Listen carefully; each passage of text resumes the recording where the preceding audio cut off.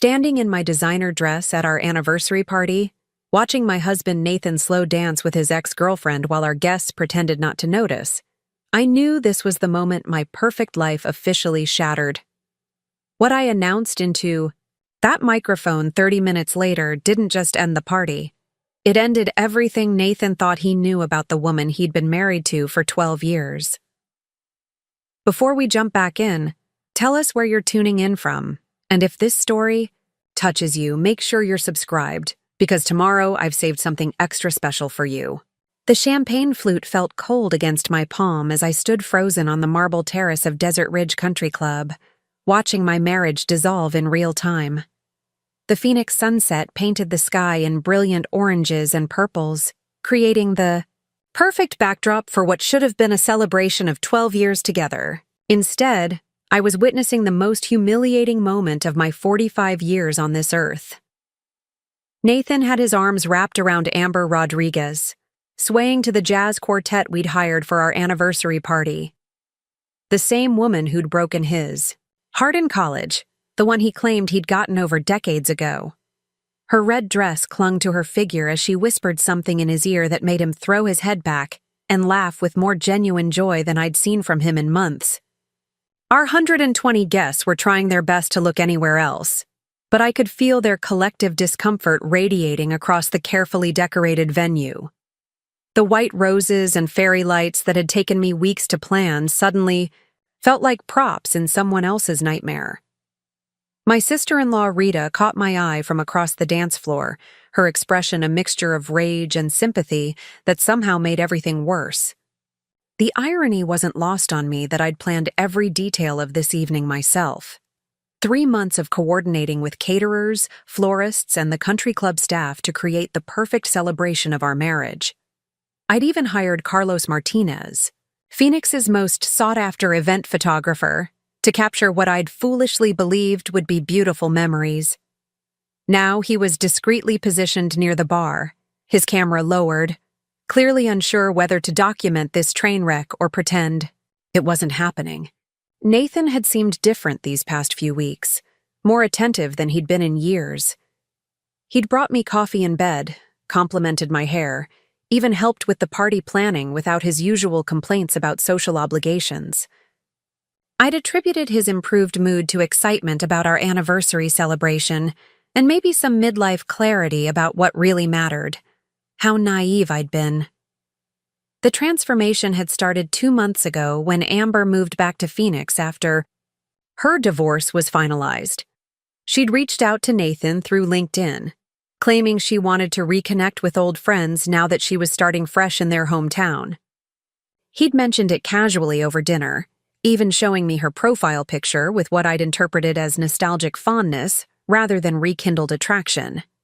"She looks exactly the same," he'd said, scrolling through her photos. "Remember I told you about Amber from ASU? We dated for 3 years before she moved to California for that marketing job." I'd smiled and nodded, secure in our marriage and genuinely happy that Nathan was reconnecting with his past. That confidence felt laughable now as I watched them, move together with the familiarity of people who'd shared intimate moments long before I'd entered the picture. The worst part was how natural they looked together. Nathan's hand rested on the small of her back with casual possession, while she traced patterns on his shoulder with her perfectly manicured nails. They weren't trying to hide their connection. They were flaunting it in front of everyone who mattered in our social circle. My phone buzzed in my clutch, pulling me from my paralysis. A text from my 16-year-old son Tyler, who was supposed to arrive with his sister Grace after their school activities ended. "Mom, Grace has a headache and doesn't want to come to the party.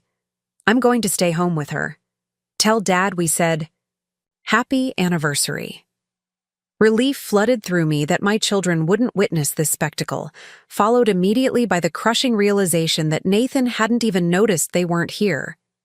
He was too absorbed in his reunion with the woman, who'd apparently never really left his heart. I'd met Nathan when I was 33 and thought I'd found my forever person. He was charming, ambitious, and pursuing his dream of building a financial advisory practice in Phoenix's booming market. I'd been establishing myself as a marketing executive at Pinnacle Digital, working with luxury real estate developers and high-end service providers throughout Arizona. We'd met at a networking event, bonded over our shared entrepreneurial spirit, and built what I'd believed was a partnership based on mutual respect and genuine love. When Tyler was born 2 years into our marriage, I'd made the decision to step back from my career to support Nathan's growing practice and focus on raising our family. It had felt like the right choice at the time. Nathan's business was demanding, requiring long hours and constant client cultivation. Someone needed to manage our household, coordinate the children's activities, and maintain the social connections that were crucial to his professional success. I'd thrown myself into being the perfect wife and mother with the same intensity I'd once brought to marketing campaigns. I'd organized charity fundraisers, hosted client dinners, and managed every aspect of our family life so Nathan could concentrate on building Southwest Financial Advisory Group into one of Phoenix's most respected firms. Over the years, I'd watched him transform from a hopeful entrepreneur into a successful partner with a corner office and a client roster worth millions. The song ended, but Nathan and Amber remained in their embrace for several beats longer than necessary. When they finally separated, she placed her hand on his chest and said something that made him smile with the kind of warmth he used to reserve for me. Then she kissed his cheek, lingering just long enough to make her intentions crystal clear. That's when Nathan's eyes found mine across the terrace. Instead of guilt or embarrassment, I saw something that chilled me to the bone: defiance. He wasn't ashamed of what he was doing. He wanted me to see it. Amber followed his gaze, and when she spotted me, her smile transformed into something predatory. She'd won, and she wanted me to know it. The woman who'd once walked away from Nathan was back to reclaim what she'd apparently always considered hers. The jazz quartet launched into another slow song, and other couples began joining them on the dance floor. Our friends and Nathan's colleagues swayed with their spouses while mine continued his public courtship of another woman. I recognized the irony that the very social connections I'd cultivated to support his career were now witnessing its potential destruction. My mind began racing with questions I'd been too trusting to ask before tonight. How long had they been in contact? Had their reconnection been limited to professional networking, or had it evolved into something more intimate? The way they moved together suggested a comfort level that couldn't have developed overnight. I thought about the evenings Nathan had worked late recently, the weekend golf games that seemed to stretch longer than usual, the business trips to Tucson and Flagstaff that had multiplied over the past month. He'd claimed his practice was expanding, requiring more face-to-face meetings with potential clients throughout Arizona. Now I wondered if those meetings had included stops to see Amber, who worked for a marketing agency that specialized in financial services. Rita appeared at my side, her face flushed with anger. "Diana, what the hell is Nathan thinking? Everyone can see what's happening." I couldn't find words to respond. The woman who'd spent 12 years supporting her husband's dreams, managing his household and raising his children was apparently easy to discard when something more exciting came along. "Do you want me to say something to him?"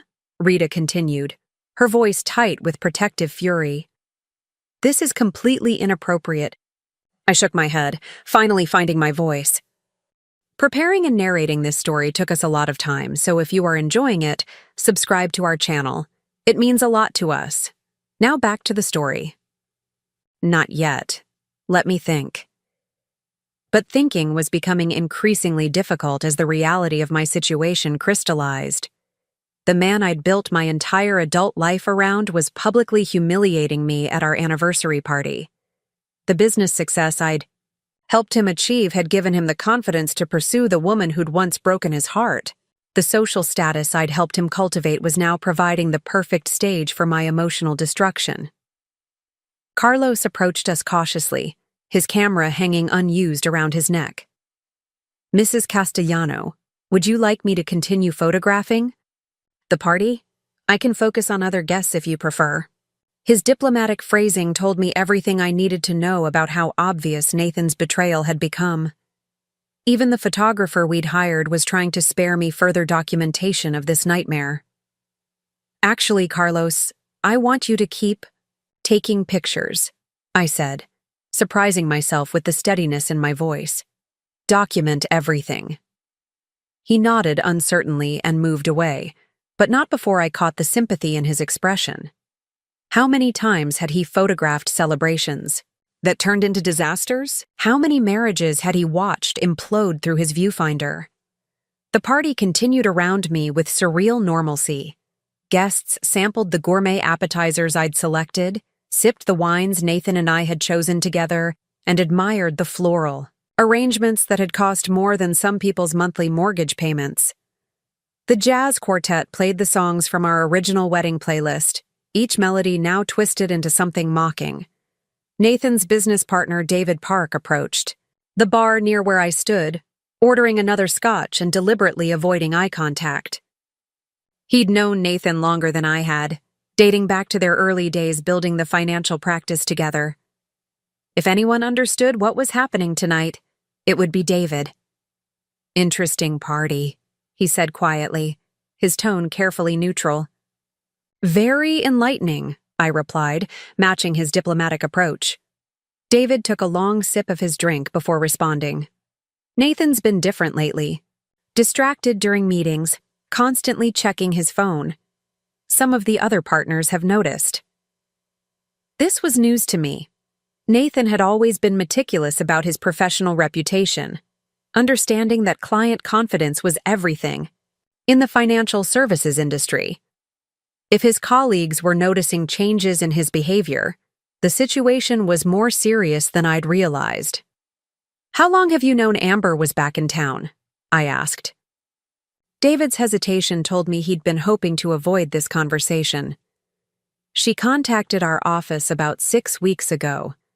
Said she was looking for a financial advisor to help her navigate her divorce settlement. Nathan volunteered to handle her account personally." 6 weeks. Nathan had been working with his ex-girlfriend for 6 weeks without mentioning the professional relationship to me. The coffee dates, the long phone calls, the sudden improvements in his mood, it all made perfect sense now. "Has she been to your office?" I pressed.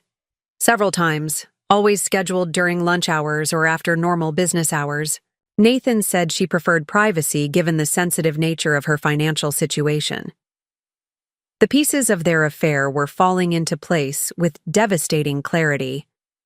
Nathan had used his professional expertise to insert himself into Amber's life during her vulnerable divorce proceedings.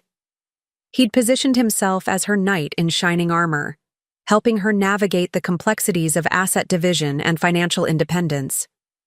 No wonder she looked at him with such obvious adoration. I excused myself from David and walked toward the ladies' room, needing a moment away from the spectacle on the dance floor. The mirror reflected a woman I barely recognized. My carefully applied makeup couldn't hide the shock in my eyes or the tightness around my mouth that spoke of profound betrayal. The door opened behind me, and Amber entered with the confidence of someone who knew she held all the cards. Up close, she was even more striking than her social media photos had suggested. Her skin had the glow of someone who'd spent years in California's perpetual sunshine, and her figure suggested dedication to personal trainers and nutritionists. "Diana, right?" she said, as if we hadn't been introduced earlier in the evening. "What a lovely party. You really outdid yourself with the decorations." Her casual cruelty was breathtaking. She was complimenting me on planning the celebration, where she was stealing my husband. "Thank you," I managed, my voice surprisingly steady. "I hope you're enjoying yourself." "Oh, I am." Her smile was radiant with victory. "It's wonderful reconnecting with old friends. Nathan and I have so much history together." The implication was clear. Their shared past gave her a claim on him that my 12 years of marriage couldn't match. In her mind, I was the interloper who'd temporarily borrowed what had always rightfully belonged to her.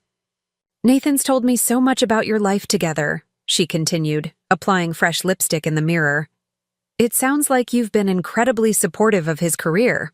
That must be satisfying." The condescension in her tone made it clear what she thought of my choices. I'd been the supportive wife who'd sacrificed her own ambitions to elevate her husband's, while she'd pursued her own career and maintained her independence. In her estimation, I'd made myself dispensable through my devotion. I left the restroom without responding, but her words echoed in my mind as I returned to the party. Had I made myself dispensable? Had my willingness to prioritize Nathan's needs over my own convinced him that I was easily replaceable? The evening was reaching its peak, with guests gathered around the bar and scattered across the terrace, enjoying the perfect Arizona weather. Nathan had finally separated from Amber, but only to make rounds among his business contacts, playing the role of gracious host while she held court near the fountain with several other women. I watched him work the crowd with practiced charm, discussing market conditions and investment strategies with the same clients I'd entertained in our home countless times. These were relationships I'd helped him build through dinner parties, golf tournaments, and charity events. The irony that he was maintaining his professional facade while destroying our personal life wasn't lost on me. My phone buzzed again, this time with a text from my daughter Grace.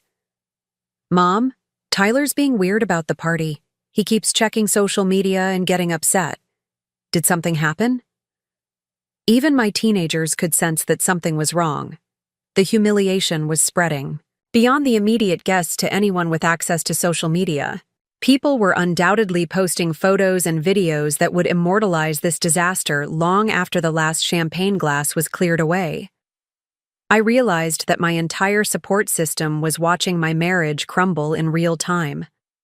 The friends I'd made through Nathan's business connections, the neighbors who'd shared countless family gatherings, the parents from my children's schools who'd collaborated on fundraisers and volunteer projects, they were all witnesses to my public humiliation.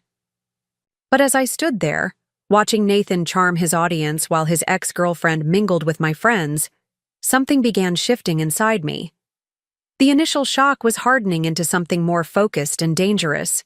The marketing executive who'd once orchestrated successful campaigns for Phoenix's most demanding clients was still there, buried under years of domestic prioritization, but not extinct.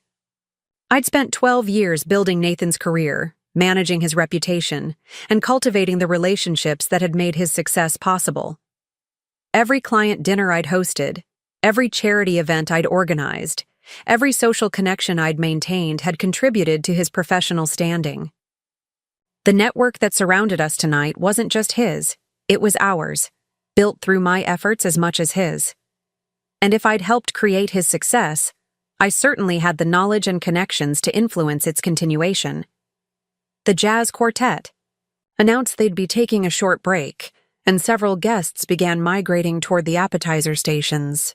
This was typically when the host would make a toast, thanking everyone for celebrating with them and reflecting on the journey that had brought them to this milestone. Nathan caught my eye across the terrace and nodded toward the small stage where the musicians had been performing. He expected me to join him for our traditional anniversary speech, probably assuming I'd play the part of the gracious wife while he publicly thanked everyone for sharing our special evening.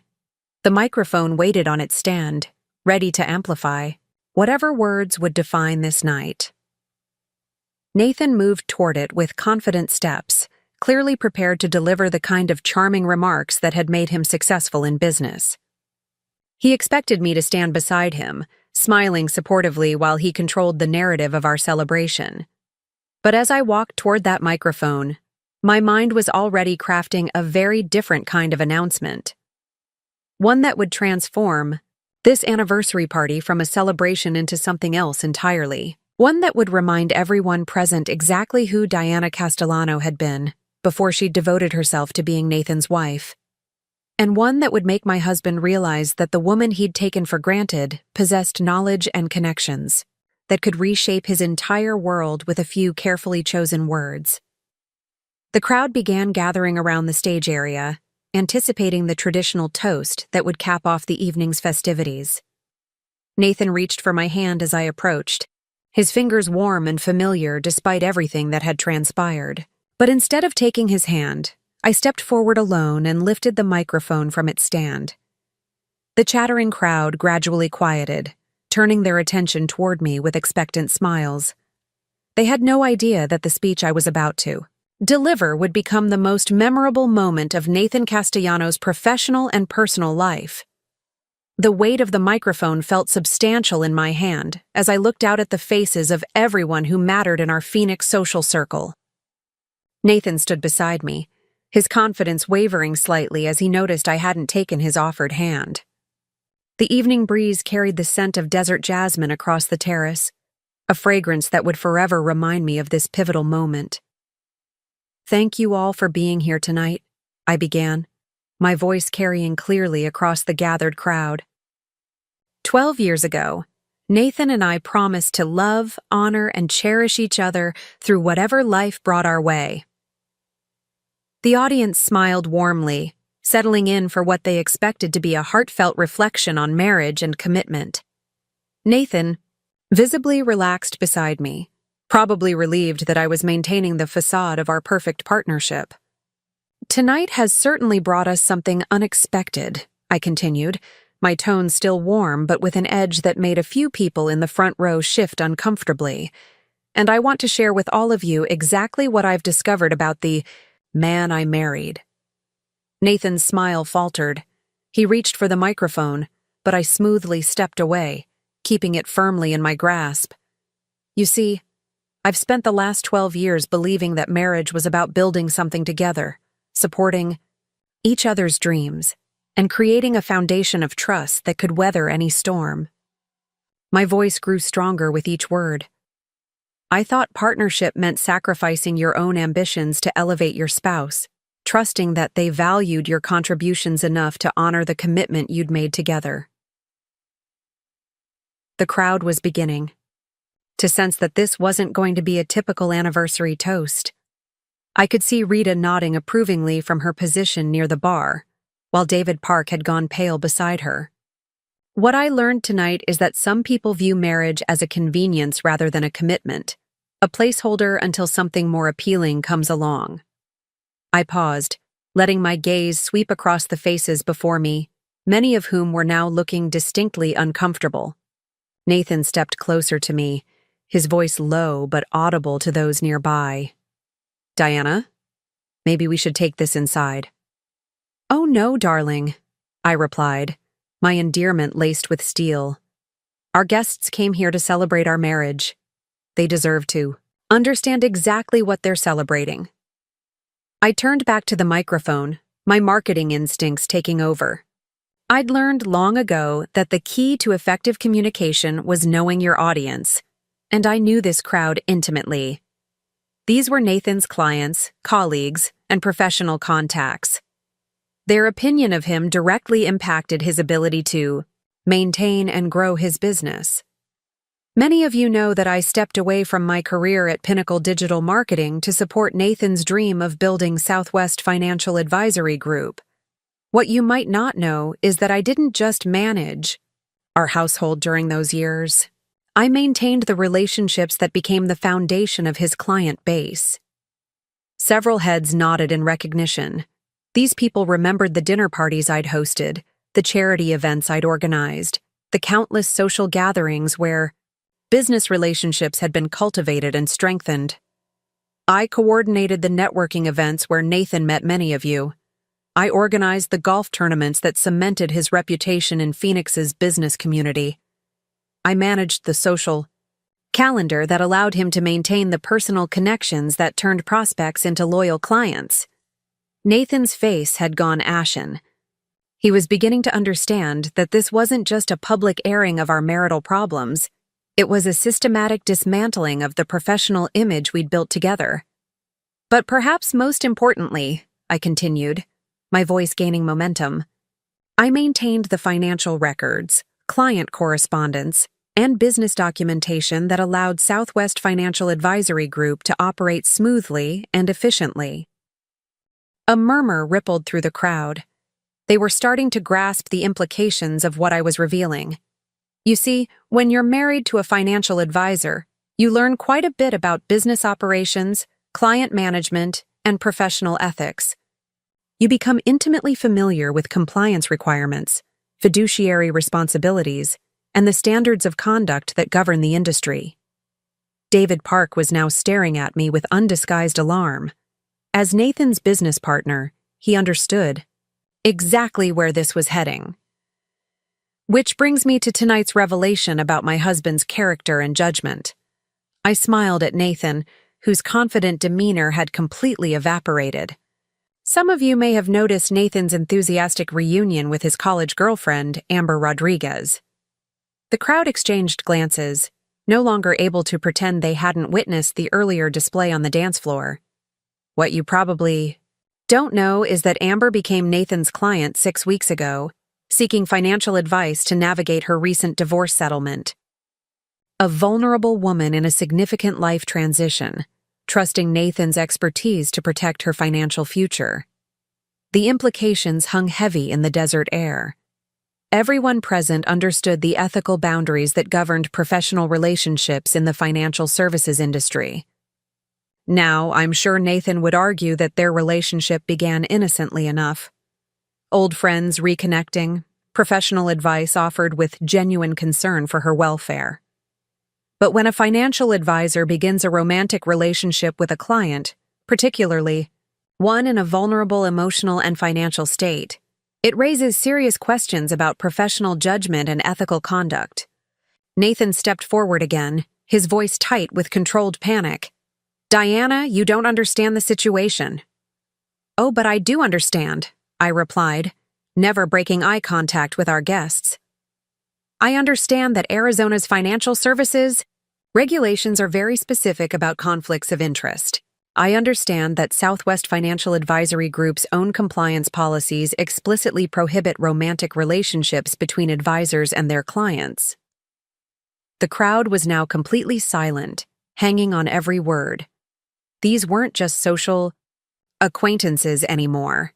They were witnesses to what could become a career-defining moment.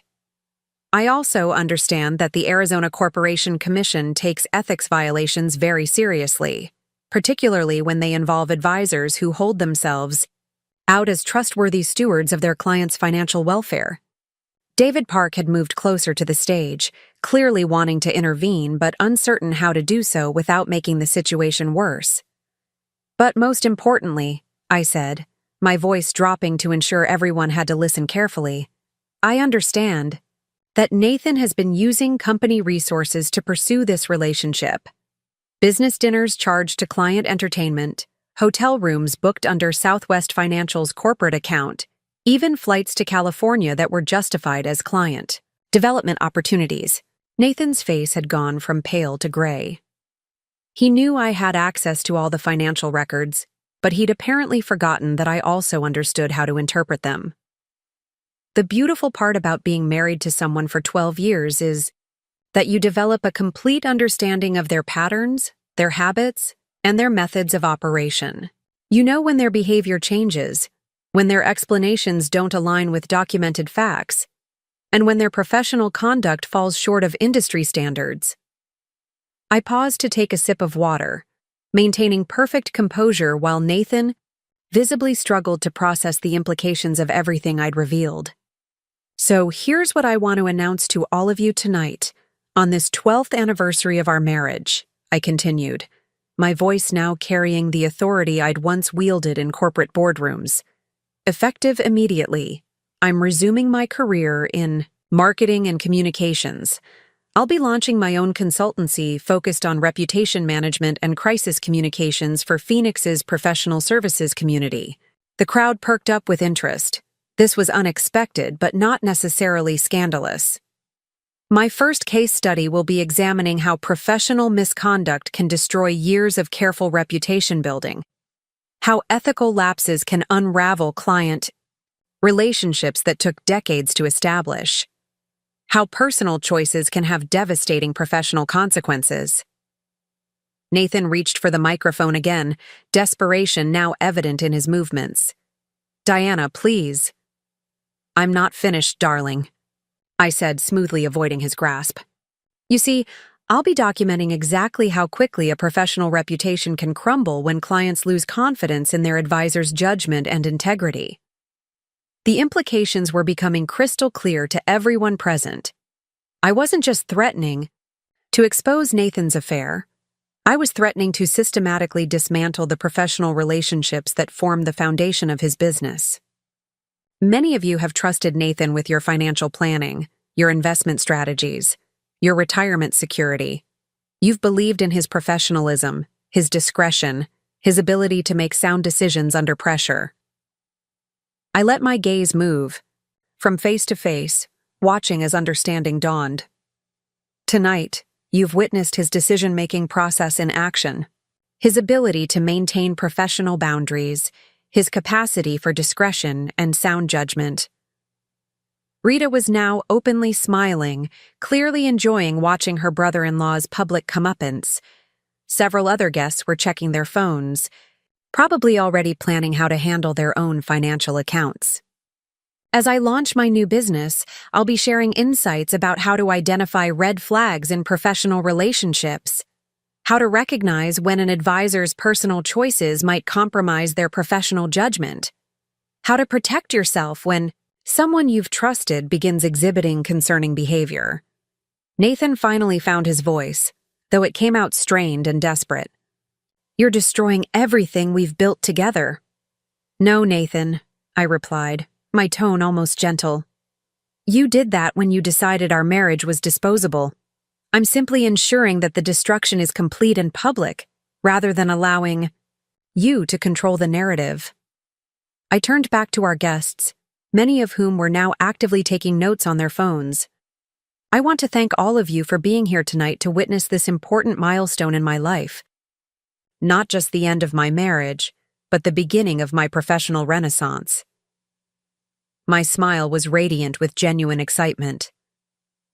I'm rediscovering skills I'd forgotten I possessed, and remembering why I was so successful before I chose to prioritize someone else's dreams over my own. The crowd was now buzzing with energy, but it wasn't the warm celebration Nathan had expected. It was the electric anticipation of people who sensed they were witnessing something significant and potentially profitable. For those of you who might be interested in my reputation management services, I'll be setting up meetings next week to discuss how we can protect your professional standing from association with ethical scandals. I paused for effect. I anticipate there will be considerable demand for that particular expertise in the coming months. Nathan stepped backward, finally grasping the full scope of what I'd unleashed. This wasn't just personal humiliation, it was professional annihilation delivered with surgical precision. Diana, he said, his voice barely above a whisper. We need to talk privately. Oh, I think we're well past private conversations, I replied cheerfully. You made this public. When you chose to conduct your affair at our anniversary party, I'm simply following your lead in terms of transparency.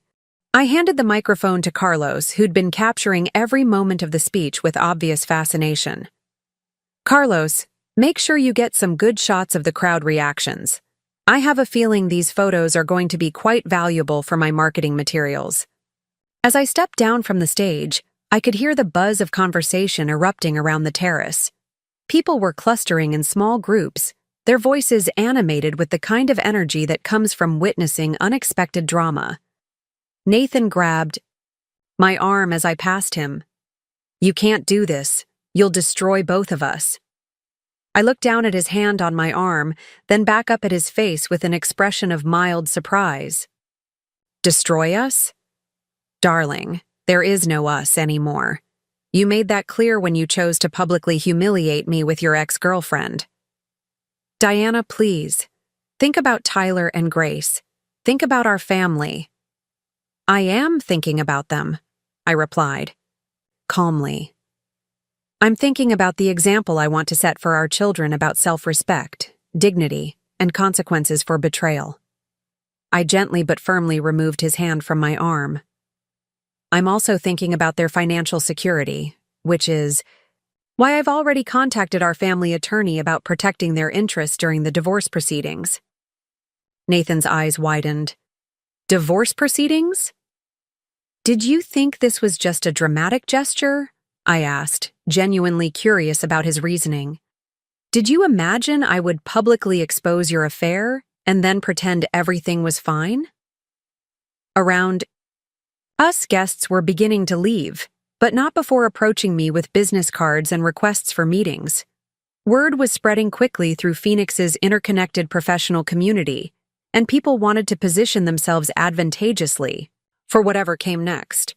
Mrs. Castellano, said Margaret Chen, the wife of one of Nathan's biggest clients, I'd love to discuss your reputation management services. I think there might be some opportunities for collaboration. Absolutely, Margaret. Let me give you my card. I produced a business card from my clutch, one I'd had printed 3 days ago when I'd first suspected Nathan's affair might become public knowledge. Nathan stared at the card in shock. You've been planning this.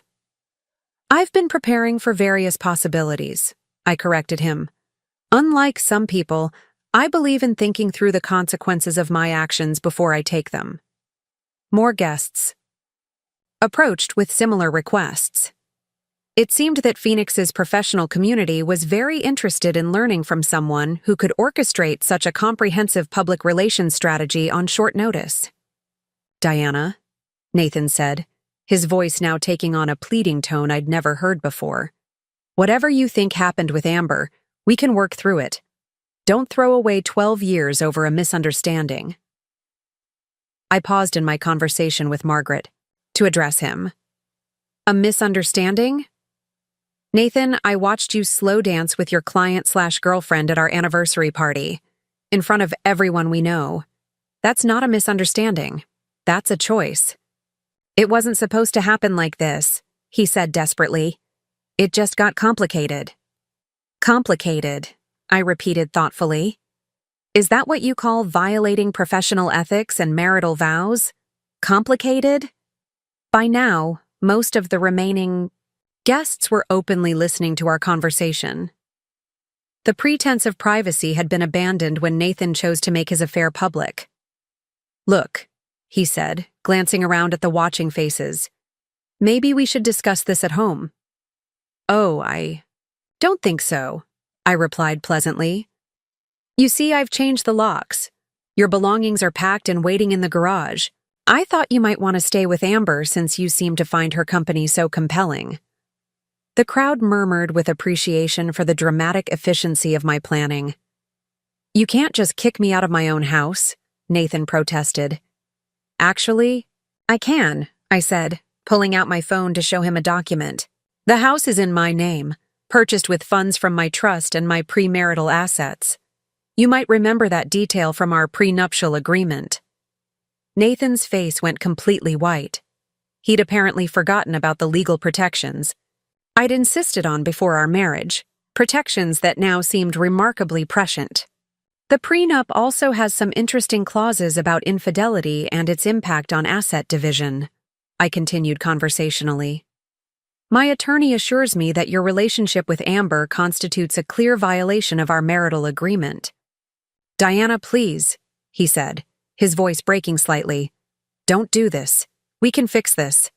I'll end things with Amber. We can go to counseling. Whatever you want. For the first time that evening, I felt a flicker of the old affection I'd once had for him. He looked genuinely devastated, finally understanding the full scope of what he'd lost. Nathan, I said gently, you made your choice when you decided I was dispensable. When you used our anniversary party as the stage for your reunion with the woman you really wanted. When you humiliated me in front of everyone who matters in our social circle. I never meant for it to go this far, he whispered. But it did go this far, I replied. And now we all have to live with the consequences of your choices. Amber appeared at his side, having finally worked up the courage to approach us directly. She looked significantly less confident than she had earlier in the evening. Nathan, she said uncertainly, maybe we should leave. I smiled at her with genuine warmth.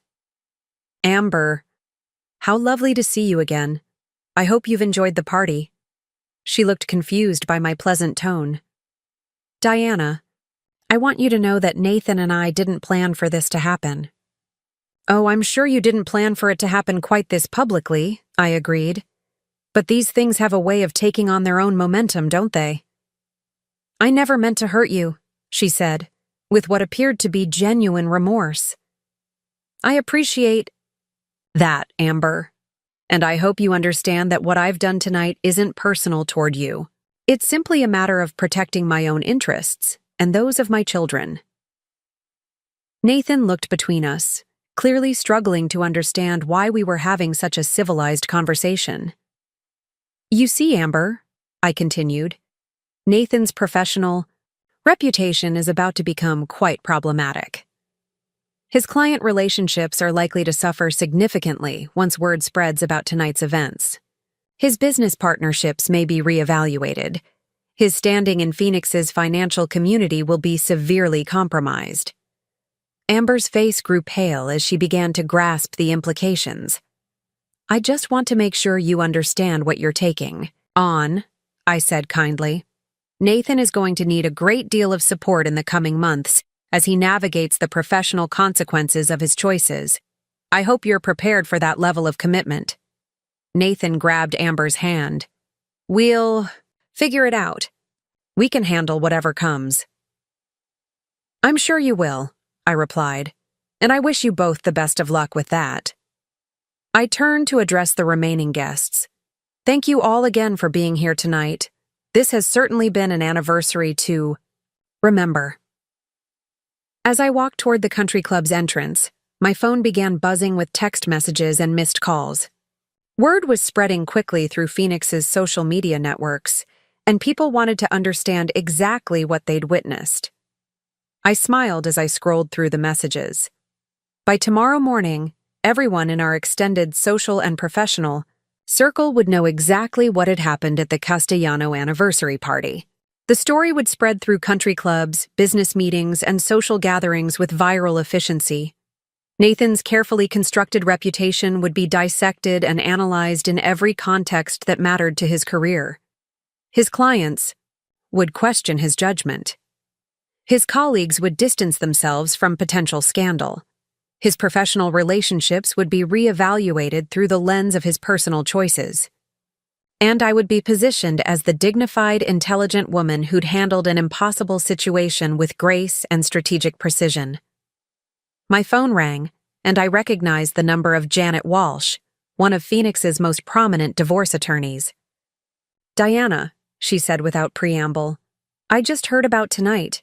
Can you meet me first thing Monday morning? Absolutely, I replied. I think you'll find this case quite interesting. As I reached my car, I looked back at the country club terrace where Nathan and Amber stood surrounded by the remnants of our anniversary party. The fairy lights and white roses still created a beautiful backdrop, but the celebration they'd been meant to enhance was thoroughly and permanently destroyed. Tomorrow, I would begin the process of rebuilding my life as a single woman. I would re-establish my career, focus on my children's needs, and create a new identity that wasn't defined by someone else's success or failure. But tonight, I had accomplished something more satisfying than I'd ever imagined possible. I had transformed my most humiliating moment into a strategic victory that would redefine not just my own future, but Nathan's as well. The woman who'd been taken for granted for 12 years was gone forever. In her place stood someone who understood exactly how to leverage knowledge, relationships, and strategic thinking to protect her own interests. And as I drove home through the quiet Phoenix streets, I realized that Nathan had been right about one thing. This anniversary had indeed given me a gift that would change everything. Just not in the way he'd intended. The following morning arrived with Phoenix's characteristic brilliant sunshine, but the light streaming through my bedroom windows felt different somehow. For the first time in 12 years, I woke up alone by choice, rather than abandonment.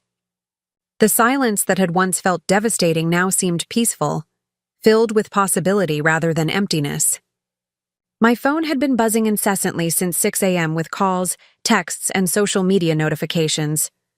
The story of last night's anniversary party had spread through Phoenix's interconnected social networks faster than I'd anticipated. By the time I'd made my morning coffee, 3 different gossip blogs had posted about the evening's dramatic conclusion, complete with photos Carlos had apparently sold to the highest bidder. I scrolled through the images with detached fascination. The photographer had captured everything with remarkable precision. Nathan's confident approach to the microphone, his growing alarm as my speech progressed, and the crowd's evolution, from polite attention to rapt fascination. The final shots showed him standing alone with Amber while guests approached me with business cards and eager expressions. Grace knocked on my bedroom door, entering with the cautious expression she'd worn since Nathan's belongings had been moved to the garage the previous week. My daughter had inherited my intuition and Nathan's analytical mind, a combination that made her remarkably perceptive about adult situations despite her 13 years. "Mom, Tyler's freaking out about something he saw online," she said, settling onto the edge of my bed with her laptop. "He won't tell me what it is, but he's been pacing around his room since he woke up." I sighed, having hoped the children could remain somewhat insulated from the public aspects of their parents' marital collapse. "Show me what he found." Grace turned her laptop screen toward me, revealing a Facebook post from one of Tyler's friends' mothers. The woman had attended the anniversary party and posted a lengthy recap of the evening's events, complete with speculation about the future of Nathan's business, and admiration for my brilliant strategic response to betrayal. "She called you a feminist icon," Grace said quietly, "and said Dad got what he deserved for cheating on you publicly." The raw hurt in her voice reminded me that regardless of Nathan's failures as a husband, he was still her father. My children would have to navigate the complex emotions of loving someone who'd behaved badly, and I needed to help them process those feelings without compromising their relationship with him. "Your father made choices that hurt our family," I said carefully. "But that doesn't change the fact that he loves you and Tyler. My anger with him is separate from his relationship with both of you." Grace studied my face with the intensity she usually reserved for difficult math problems. "Are you really going to divorce him?" "Yes, sweetheart. Some things can't be fixed, no matter how much we might want them to be." She nodded slowly, processing information with the same methodical approach Nathan used for financial analysis. "Will we have to move? Change schools?" "No changes for you and Tyler unless you want them," I assured her. "This house is ours, and I'm going to make sure your lives remain as stable as possible." Tyler appeared in the doorway, his 16-year-old frame filling the space with the kind of restless energy that had been increasing over the past week. My son had Nathan's height and my stubborn streak, a combination that made him formidable when he decided to take a stand on something. "Mom, people are posting videos from last night," he said without preamble. "Someone live-streamed your speech, and it's going viral on TikTok." I hadn't considered the possibility that guests would broadcast the evening's events in real time. The implications of viral social media coverage were significantly more complex than traditional gossip networks. "How viral are we talking?" I asked, reaching for my own phone to check platforms I rarely used. "Over 2 million views since midnight," Tyler said, showing me his screen. "The hashtag is McDropAnniversary, and people are making reaction videos and analysis threads." The video quality was surprisingly clear, showing me at the microphone with perfect audio capture of every word I'd spoken. The comments ranged from supportive to analytical to occasionally vicious, but the overwhelming sentiment seemed to be admiration for what people were calling a masterclass in public revenge. Grace leaned over to read the comments aloud. "This woman is a legend. She destroyed him professionally while maintaining perfect composure. I want to hire her for my divorce. She turned a humiliation into a power move." "Some of them aren't as nice," Tyler warned. "People are saying you were too harsh, that you should have handled it privately." I scrolled through the mixed reactions with growing fascination. The viral nature of the video meant that strangers across the country were debating the ethics and effectiveness of my response to Nathan's betrayal. Women were sharing their own stories of infidelity and inadequate responses. Men were arguing about whether Nathan's behavior justified such comprehensive retaliation. The important thing, I told my children, is that we handle this situation with integrity and focus on what's best for our family. Other people's opinions about my choices don't change the fact that those choices were necessary. My phone rang, interrupting our conversation. Janet Walsh's name appeared on the screen, and I answered immediately. "Diana, we need to meet today instead of Monday," she said without preamble. "The viral video has complicated things in ways we need to discuss immediately." An hour later, I sat in Janet's downtown Phoenix office, watching her review the online coverage of the anniversary party with professional fascination. In 30 years of divorce law, I've never seen a case begin with this level of public documentation and social media scrutiny, she said, scrolling through various platforms. "It's both helpful and problematic." She turned her computer screen toward me, showing a legal analysis blog post titled, "The Castellano Case: When Public Humiliation Becomes Legal Strategy." "Legal scholars are already writing about your approach," Janet continued. "Some are calling it brilliant strategic thinking. Others are concerned about the precedent of using public shame as a divorce tactic." I read through the analysis with growing interest. The author had identified several key legal advantages to my public approach: extensive documentation of Nathan's misconduct, multiple witnesses to his behavior, and preservation of evidence through social media posts and professional photography. "The beauty of your strategy," Janet explained, "is that Nathan can't deny or minimize his actions. Everything is documented and publicly available. He can't claim the affair was a misunderstanding or a momentary lapse in judgment." "What about the professional ethics violations I mentioned?" I asked. "That's where things get interesting," she replied, pulling up another document. "I've already received calls from 3 different regulatory bodies wanting to discuss Nathan's conduct. The Arizona Corporation Commission is particularly interested in the client relationship violations." She handed me a formal complaint form that had been filed that morning. Someone had used the viral video as evidence to report Nathan's relationship with Amber to the state regulatory agency. "The complainant is anonymous, but they've cited specific sections of financial advisor conduct rules that Nathan appears to have violated," Janet said. "This could result in professional sanctions, fines, or even license suspension." The implications were staggering. Nathan's career wasn't just socially damaged, it was potentially over from a regulatory standpoint. "How quickly could these investigations proceed?" I asked. "Faster than usual, given the public nature of the evidence," Janet replied. "Regulatory agencies typically move slowly, but when there's viral video documentation of misconduct, they tend to expedite their reviews." My phone buzzed with an incoming call from David Park. I showed Janet the screen, and she nodded for me to answer. "Diana?"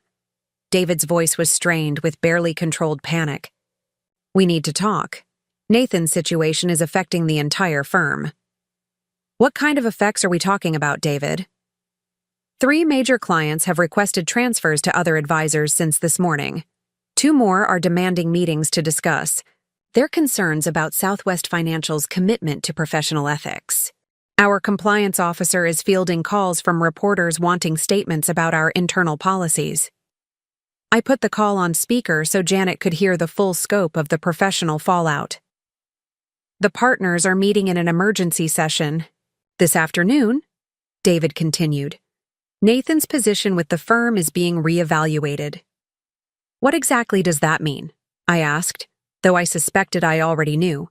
"It means we're considering suspension pending the outcome of regulatory investigations. We can't have him meeting with clients while there are active ethics complaints against him."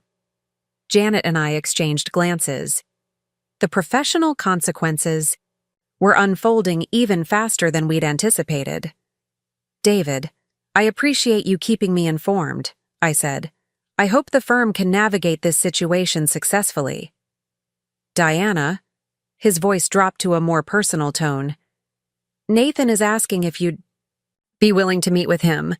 He wants to discuss options for damage control." "Nathan had 12 years to discuss options with me," I replied calmly. "He chose to have those discussions with Amber instead."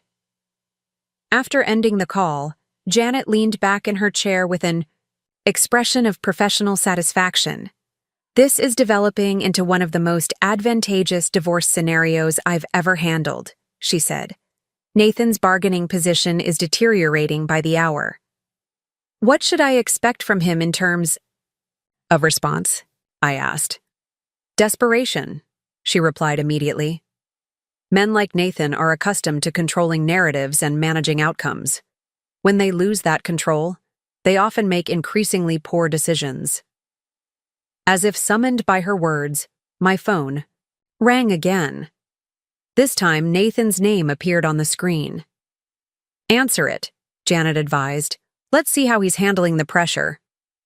Nathan's voice was hoarse when I accepted the call. "Diana, please, you have to help me fix this." "Fix what?"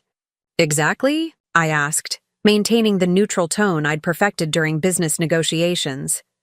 "The video is destroying everything I've worked for. Clients are leaving. The partners are talking about suspension. The regulatory agencies are investigating me. Those sound like natural consequences of your choices, Nathan. You can't seriously want to destroy my entire career over a relationship that didn't even last 2 months."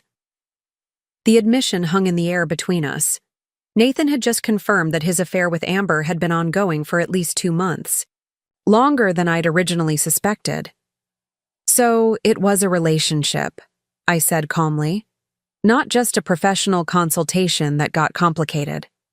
Silence stretched across the connection as Nathan realized what he'd just revealed. "Diana," he said finally, his voice breaking slightly, "I know I made mistakes, but this public humiliation is beyond anything I deserved." "Is it?" I asked genuinely. "You humiliated me publicly at our anniversary party." I simply responded in kind. "But you knew this would go viral. You knew it would destroy my reputation." "I knew it would have consequences," I admitted, "but I didn't orchestrate the social media response. People chose to share and discuss what they witnessed because they found it compelling." Janet gestured. For me to continue the conversation, clearly interested in Nathan's evolving strategy. "What do you want from me?" I asked him directly. "I want you to make a statement. Tell people that you were emotional and exaggerated the situation. Say that we're working through our problems privately." The audacity of his request was breathtaking. He wanted me to sacrifice my credibility to salvage his reputation. "Nathan, I'm not going to lie to protect you from the consequences of your own actions." "Then what will it take?" His voice carried a desperation I'd never heard before. "What do you want? Money? The house? Full custody? Name your price." Janet's eyebrows shot up with interest. Nathan was essentially offering to negotiate surrender terms. "I want a divorce," I said simply. "A fair divorce based on the prenuptial agreement we signed 12 years ago." "Fine, but you have to stop the public campaign against me." "There is no public campaign, Nathan. There's just the truth about what happened, documented by multiple witnesses and preserved on social media." "Diana, please, I'm begging you. Amber left me this morning. She said she couldn't handle the pressure and attention. I've lost everything." For a moment, I felt a flicker of the old sympathy that had once made me prioritize his needs over my own. But then I remembered standing on the country club terrace, watching him dance with another woman while our guests pretended not to notice. "You chose to risk everything for a 2-month relationship with your client," I replied. "The fact that she wasn't willing to weather the consequences with you suggests you didn't know her as well as you thought." "I made a mistake," he said, his voice now openly pleading. People make mistakes. It doesn't mean I deserve to lose my entire life. Nathan, you didn't make a mistake. You made a series of calculated decisions over the course of 2 months. You chose to pursue a romantic relationship with a client. You chose to use company resources to facilitate that relationship. You chose to bring her to our anniversary party and humiliate me in front of everyone we know. Janet nodded approvingly at my systematic breakdown of his choices. Each of those decisions had predictable consequences, I continued. The fact that you didn't consider those consequences doesn't make them unfair. What if I agree to everything in the divorce? The house, custody, alimony, everything. Will you help me salvage what's left of my career? The divorce terms will be determined by our prenuptial agreement and Arizona law, I said. Your career consequences are between you and your professional regulatory agencies. Diana, his voice cracked completely. I'm going to lose everything. My job, my reputation, my family, everything I've worked for my entire adult life. You're not losing your family, I corrected him. Tyler and Grace will always be your children. Your relationship with them doesn't have to change. But I'm losing you. The simple statement carried more genuine emotion than I'd heard from him in years. You lost me when you decided I was boring and disposable, I replied gently. Last night just made it official. After ending the call, Janet and I spent another hour reviewing the legal implications of Nathan's deteriorating situation. His willingness to negotiate surrender terms meant the divorce could proceed quickly and favorably. I've never seen a spouse's bargaining position collapse this rapidly, Janet admitted. Usually, these cases involve months of back-and-forth positioning. Nathan's public humiliation has eliminated his ability to negotiate from strength. What should I expect next? I asked. Paperwork, mostly. Nathan's attorney will want to settle quickly to minimize further damage to his reputation. We should have a preliminary agreement within the week. I left Janet's office with a strange sense of anticlimax. The marriage that had defined my adult life was ending not with prolonged legal battles, but with Nathan's desperate capitulation to avoid further professional destruction. The afternoon brought a steady stream of phone calls from potential clients interested in my reputation management services. Word had spread through Phoenix's business community that Diana Castellano was not only available for marketing consultation, but had demonstrated remarkable strategic thinking under pressure. Margaret Chen called first, wanting to discuss a crisis, communications plan for her husband's medical practice. 2 other wives of Nathan's former clients reached out about protecting their own families from association with the scandal. By evening, I'd scheduled 6 consultation meetings for the following week. Rita called as I was preparing dinner for Tyler and Grace. Nathan's sister had been fielding calls from extended family members who'd seen the viral video and wanted to understand what had happened. Half the family thinks you're a hero, she reported. The other half thinks you went too far. Personally, I think Nathan got exactly what he deserved.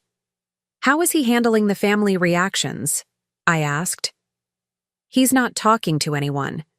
David said he holed up in some downtown hotel after Amber kicked him out of her apartment this morning. The information surprised me. I'd assumed Nathan would stay with Amber, given that their relationship had cost him everything else. Apparently, she decided that being associated with a professional scandal wasn't worth continuing the relationship, Rita continued. She's already posting on social media about moving forward with her life and learning from her mistakes. Amber's quick retreat from the situation confirmed what I'd suspected about her motivations. She'd been attracted to Nathan's success and stability, not necessarily to Nathan himself. When those advantages disappeared, so did her interest in weathering the consequences with him. Mom, Grace said, interrupting my conversation with Rita, there's a news van outside. I looked out the front window to see a local television crew setting up equipment on our quiet residential street. Apparently, the viral video had attracted traditional media attention. I'll call you back, Rita, I said, ending the conversation to deal with this new development. Tyler joined us at the window, his expression mixing excitement with concern. Are you going to talk to them? I don't think so, I replied. This story doesn't need any additional fuel. But as I watched the news crew prepare for what was obviously going to be a report about our situation, I realized that my control over the narrative was more limited than I'd believed. The viral video had created its own momentum, and other people were now shaping the story according to their own interests and perspectives. My phone rang again, this time showing a number I didn't recognize. Mrs. Castellano, this is Jennifer Martinez from Channel 7 News. We're preparing a story about your anniversary party speech and its impact on conversations about infidelity and public accountability. Would you be willing to provide a statement? I appreciate your interest, I replied diplomatically, but I prefer to keep my family's private matters private. The video has been viewed over 5 million times since last night, she continued. People are calling it a watershed moment for how women respond to public humiliation. Don't you think your voice should be part of that conversation? The question was more thoughtful than I'd expected. Jennifer was positioning the story not just as gossip about a local divorce, but as part of a larger cultural discussion about gender, power, and public accountability. I understand the broader implications people are drawing from what happened, I said carefully, but my focus right now is on protecting my children and moving forward with our lives. What would you want people to understand about your decision to respond so publicly? I considered the question seriously. The viral video had sparked conversations I hadn't anticipated, and maybe there was value in providing context for my choices. I would want people to understand that everyone deserves to be treated with respect and dignity, especially in their most important relationships, I said finally. When someone violates that basic principle, there should be consequences. Do you have any regrets about how you handled the situation? I regret that it was necessary, I replied honestly. I regret that my children have to navigate the public aspects of their parents' divorce. But I don't regret standing up for myself when I was being publicly humiliated. After ending the call, I realized that I'd inadvertently provided the news station with exactly the kind of thoughtful response they were hoping for. The story would now include my perspective alongside the viral video, creating a more complete narrative about the events. That evening, as Tyler, Grace, and I watched the news report together, I saw our family's crisis transformed into a broader story about modern relationships, social media accountability, and the changing dynamics of how women respond to betrayal. The reporter presented multiple perspectives, including quotes from relationship experts, social media analysts, and legal professionals. My brief statement was included alongside observations about the video's cultural impact and speculation about its long-term implications for similar situations. You sounded really smart, Mom, Grace said as the segment concluded. You sounded like someone who knew exactly what she was doing, Tyler added with obvious pride. As I tucked my children into bed that night, I reflected on how completely our lives had changed in less than 24 hours. The woman who'd woken up yesterday morning expecting to celebrate her anniversary was gone, replaced by someone who understood her own power in ways she'd never imagined possible. The viral video had created opportunities I couldn't have anticipated, conversations I'd never expected to influence, and a platform I'd never sought. Nathan's betrayal had inadvertently launched me into a public role I was only beginning to understand. Tomorrow would bring new challenges, more media attention, and the continued process of rebuilding our family's life. But tonight, for the first time in months, I felt genuinely excited about the future, rather than resigned to maintaining someone else's version of happiness. The gift Nathan had promised to blow my mind had indeed transformed everything, just not in any way he could have imagined. The corporate conference room at Southwest Financial Advisory Group felt sterile and hostile as I sat across from Nathan and his attorney, Marcus Webb, 3 weeks after the anniversary party. The emergency partners meeting had concluded with Nathan's indefinite suspension pending regulatory review, and now his professional life hung in the balance of decisions being made by people who'd once considered him indispensable. Janet had prepared me for this moment, explaining that Nathan's deteriorating position would likely result in increasingly desperate negotiation tactics. What she hadn't prepared me for was seeing my husband of 12 years looking genuinely broken. The confident financial advisor who'd charmed clients and commanded respect had been replaced by someone who seemed to shrink into his expensive suit. "Diana," Nathan began, his voice hoarse from what David had told me were sleepless nights and constant phone calls to attorneys. "I need you to understand what this suspension means. I can't meet with clients, can't manage accounts, can't even access my office computer. My income has stopped completely." Marcus placed a restraining hand on Nathan's arm, clearly trying to prevent him from appearing too desperate during negotiations. But the damage was already visible in Nathan's drawn features and the tremor in his hands as he reached for his water glass. "My client is prepared to offer extremely favorable terms for an expedited divorce," Marcus said, sliding a document across the polished conference table. "In exchange, we'd like Mrs. Castellano to consider making a public statement clarifying that certain aspects of her anniversary speech were influenced by emotional distress." Janet picked up the document without breaking eye contact with Marcus. "Mr. Webb, are you seriously asking my client to lie about documented facts in order to rehabilitate your client's reputation?" "We're asking for nuance," Marcus replied carefully. "Public statements made during emotional trauma don't always reflect the complete complexity of a situation." I studied the settlement offer with growing amazement. Nathan was proposing to give me everything: the house, primary custody of Tyler and Grace, his retirement accounts, even his collection of vintage wines. The only thing he wanted in return was a public statement that might restore some credibility to his professional standing. "This is quite generous," I admitted, continuing to read through the terms. "But there's nothing I said at the anniversary party that wasn't factually accurate." "Diana, please," Nathan interrupted, his composure finally cracking completely. "The regulatory investigation is going to destroy any chance I have of working in finance again. 3 state agencies are reviewing my conduct. 2 clients have filed formal complaints. The Arizona Corporation Commission is talking about permanent license revocation." His desperation was palpable, and for a moment I felt the familiar urge to prioritize his needs over my own principles. 12 years of marriage had conditioned me to view his problems as our problems, his failures as our shared responsibility to manage. "If I lose my license," he continued, his voice breaking, "I can't support Tyler and Grace. I can't contribute to their college funds or help with their expenses. Everything I've built for our family's future will be gone." "Nathan," I said, gently, "you're the one who jeopardized the family's financial security when you violated professional ethics for a 2-month relationship." "It wasn't supposed to affect anything else," he said, running his hands through his hair with agitated movements. "Amber and I were discreet.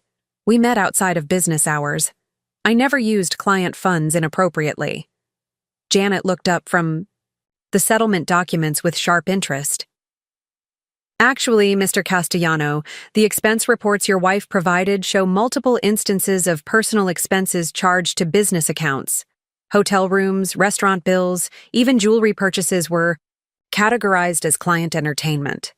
Marcus shifted uncomfortably, clearly unhappy with the direction of the conversation. "Those were administrative errors, not intentional misuse of funds." "Administrative errors that happened to coincide perfectly with your client's romantic relationship?" Janet's tone was skeptical. "Mr. Webb, your client's financial records tell a very clear story about intentional deception." Nathan leaned forward across the table, addressing me directly rather than speaking through our attorneys. "Diana, I know what I did was wrong. I know I hurt you and damaged our family. but destroying my entire career won't undo any of that. Damage. I'm not destroying your career, Nathan. The regulatory agencies are reviewing your conduct based on documented evidence. That's how professional oversight is supposed to work. But you could help, he pressed. A statement from you, saying that our marriage had problems before Amber, that the affair was a symptom rather than the cause of our issues. Something that shows the regulatory agencies that this was personal misconduct, not professional incompetence.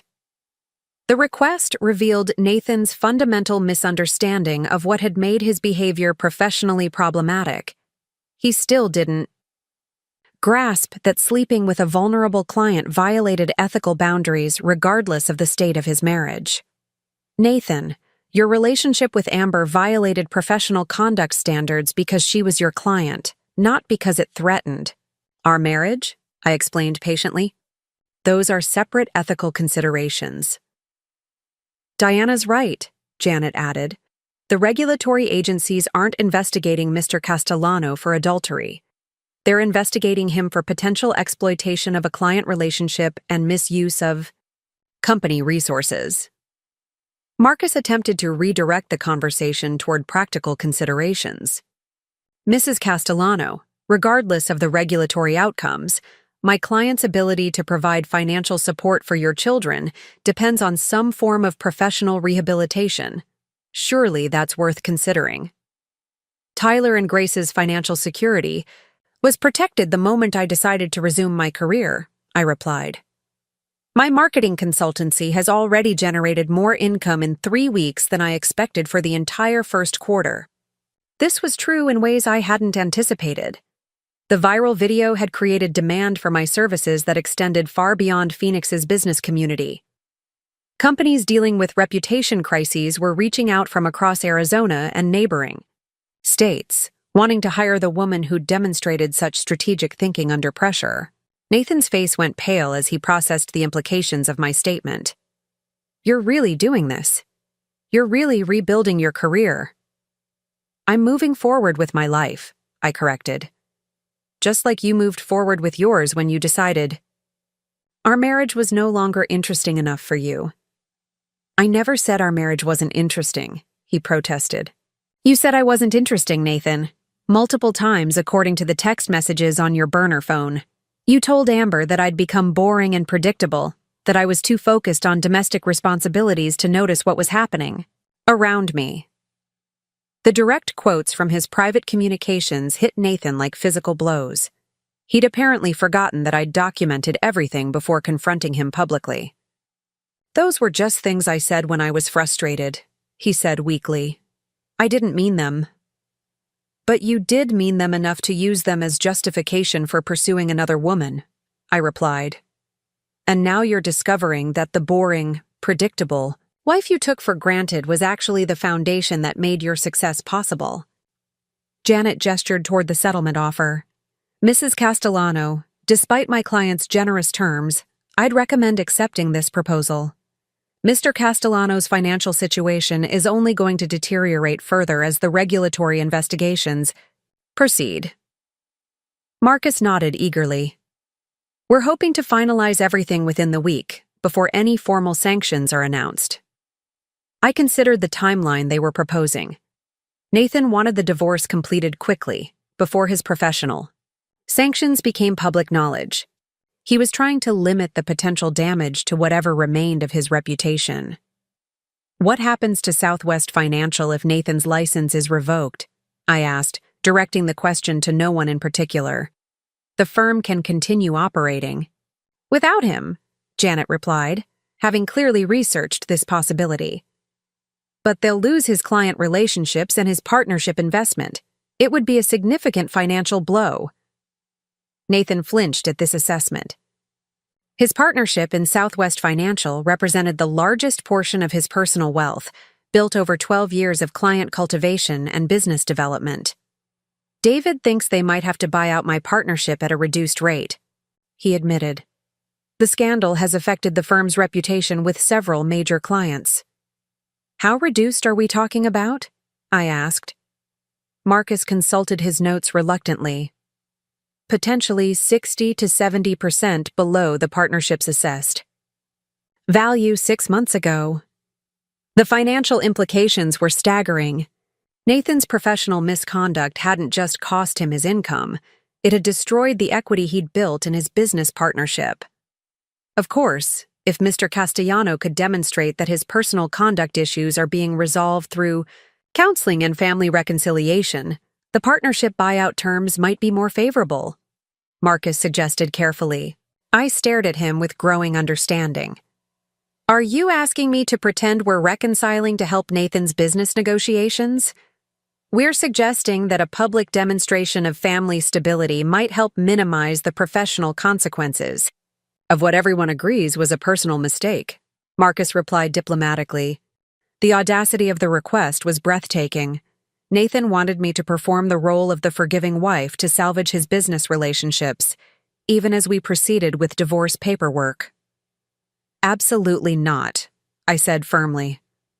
I won't participate in any kind of reconciliation theater. Nathan leaned back in his chair, his last hope for damage control visibly crumbling. Then I'm going to lose everything.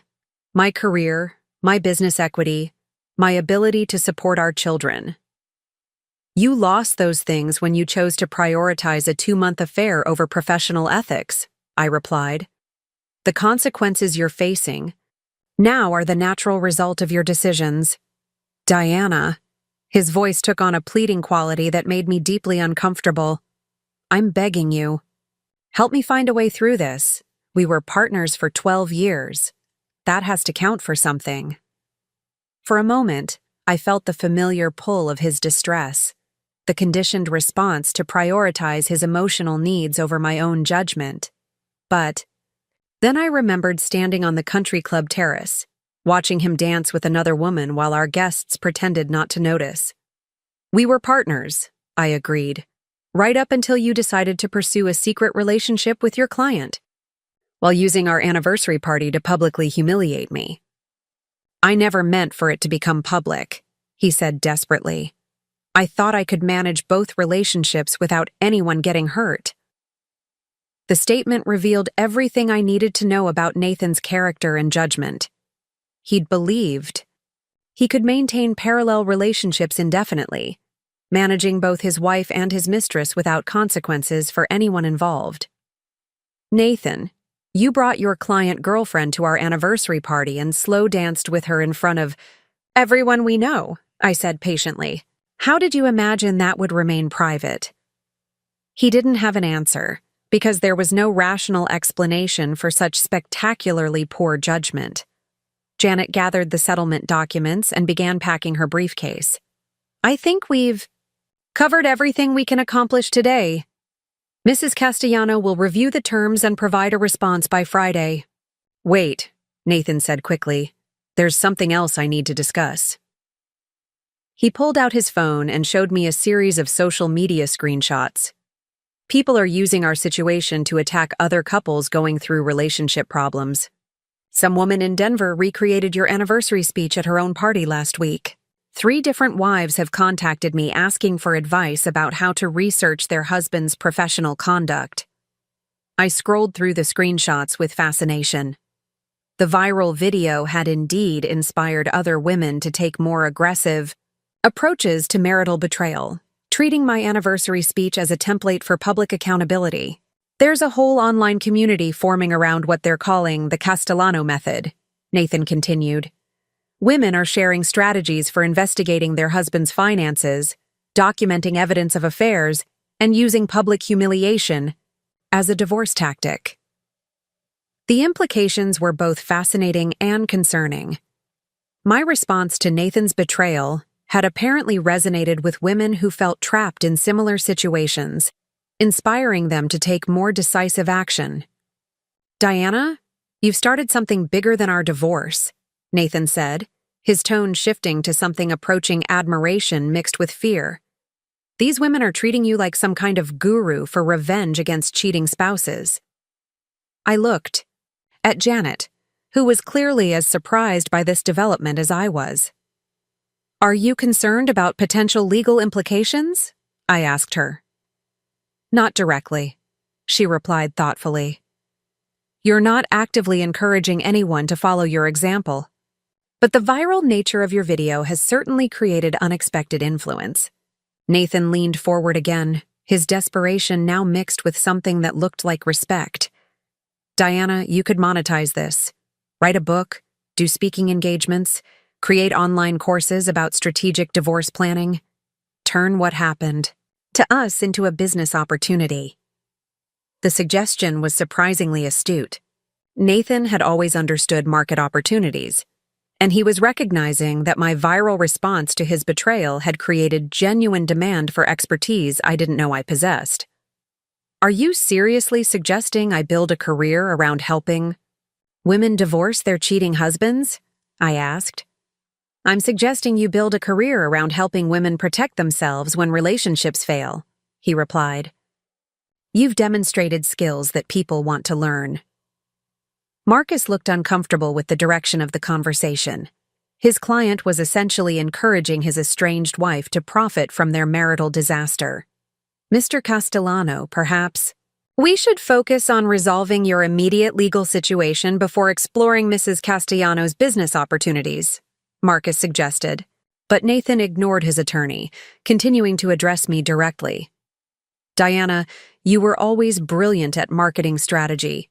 You understood how to identify target audiences, craft compelling messages, and execute campaigns that generated results. You just applied those skills to personal crisis instead of corporate clients. His analysis was accurate, though I hadn't consciously planned my anniversary speech as a marketing campaign. I'd simply responded to public humiliation with strategic thinking rather than emotional reaction. The women following your example aren't just angry wives seeking revenge, Nathan continued. They're intelligent women who feel trapped by traditional approaches to marital problems. You've shown them that there are other options, more aggressive strategies for protecting their interests.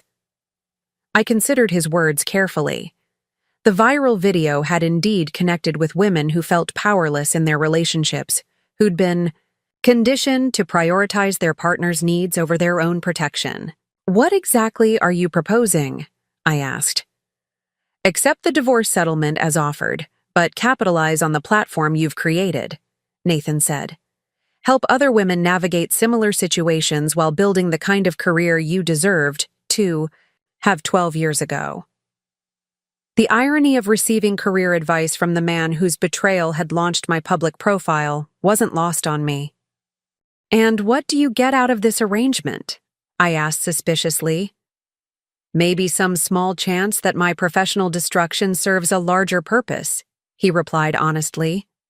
If my mistakes help other women protect themselves from similar situations, then at least something positive comes from the damage I've caused.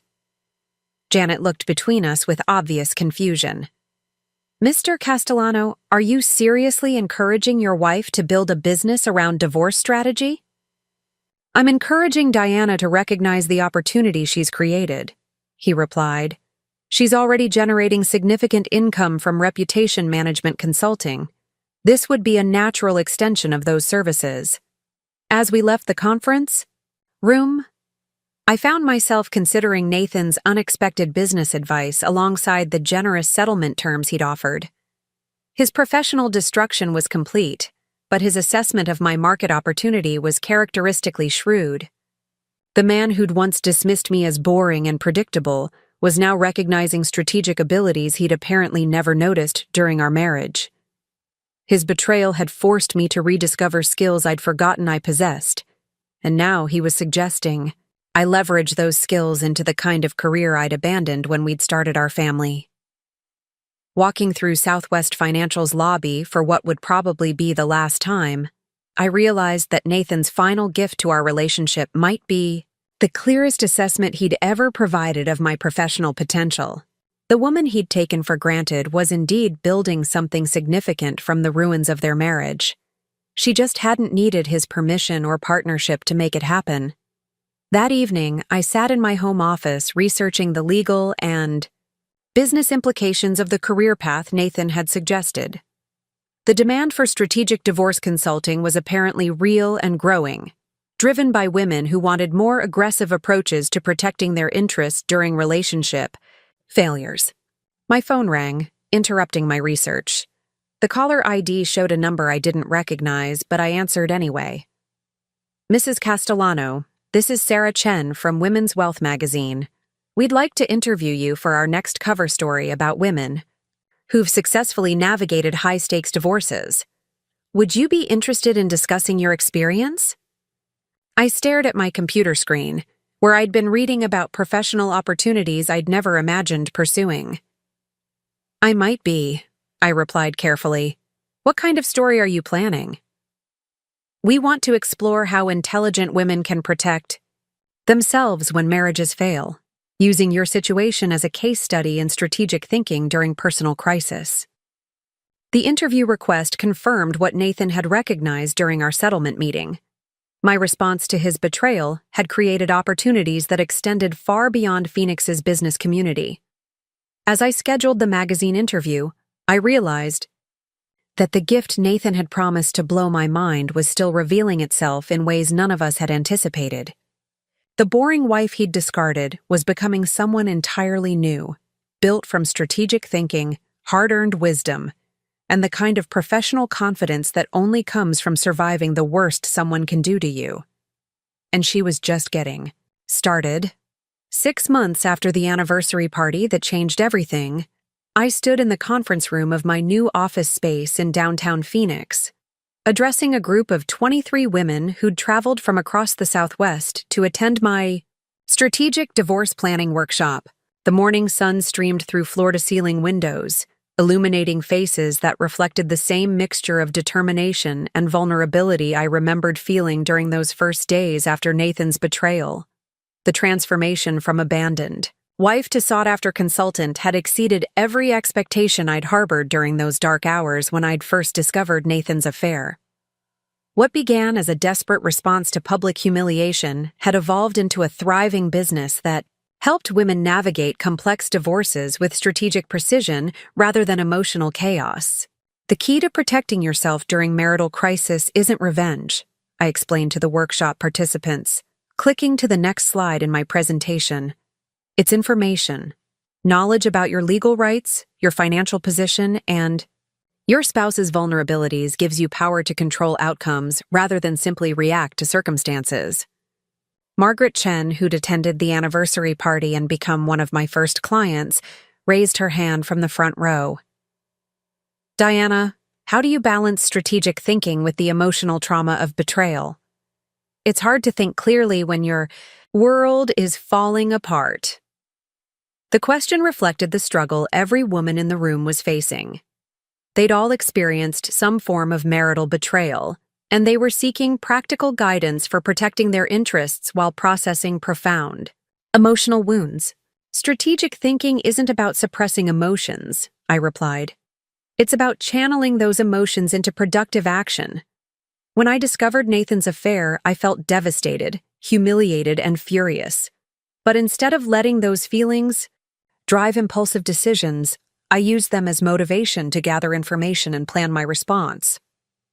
I clicked to a slide showing the timeline I'd developed for documenting Nathan's misconduct. Anger can be incredibly clarifying if you direct it toward uncovering truth rather than seeking immediate satisfaction. A woman in the back row, Jennifer Walsh from Tucson, spoke without raising her hand. My husband thinks I'm too emotional to handle our divorce negotiations effectively. He keeps telling his attorney that I'm not thinking rationally. That's a common tactic, I acknowledged. Men often dismiss their wives' strategic responses as emotional overreaction because they're accustomed to being the only ones making calculated decisions in the relationship. I moved to the whiteboard and began sketching a diagram. When your spouse underestimates your intelligence or capabilities, that becomes a strategic advantage. They won't anticipate sophisticated planning because they don't believe you're capable of it. The room buzzed with recognition. These women had all experienced some version of being dismissed or underestimated by partners who'd grown comfortable with their accommodating nature.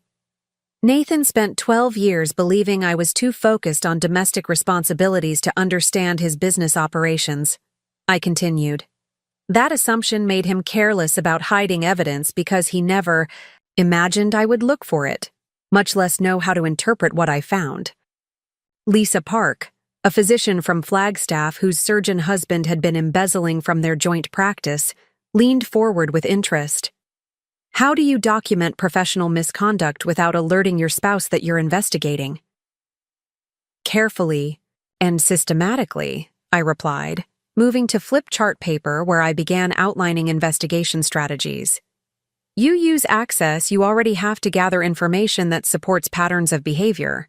Financial records, communication devices, professional contacts, schedule anomalies. Everything that seems normal in the context of your daily life, but reveals problematic conduct when analyzed collectively. I spent the next hour walking through specific techniques for documenting evidence, protecting assets, and building legal cases that would withstand scrutiny. The women took detailed notes, asked pointed questions, and shared their own discoveries about their husbands' hidden activities.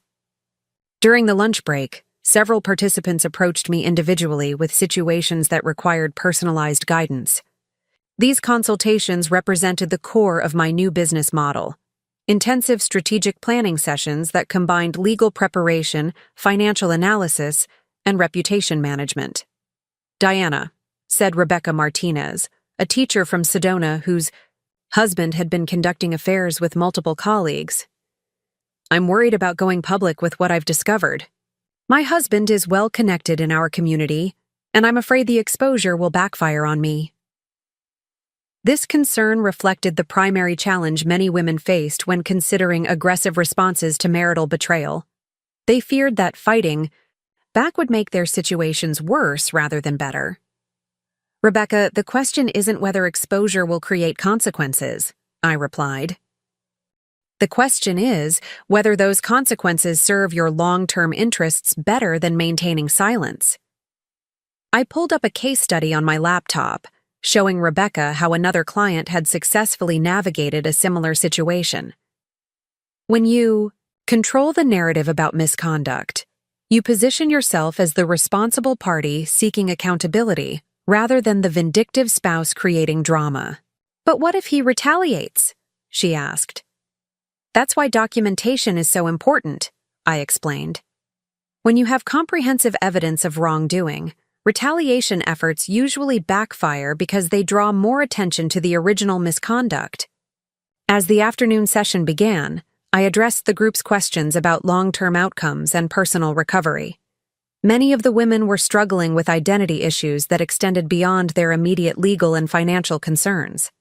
Rebuilding your life after strategic divorce isn't just about winning the settlement, I explained. It's about rediscovering who you are when you're not defined by someone else's needs and expectations. I clicked to a slide showing statistics about women's post-divorce career success, financial independence, and personal satisfaction. Research consistently shows that women who take aggressive approaches to protecting their interests during divorce achieve better long-term outcomes than those who prioritize maintaining relationships over securing fair treatment.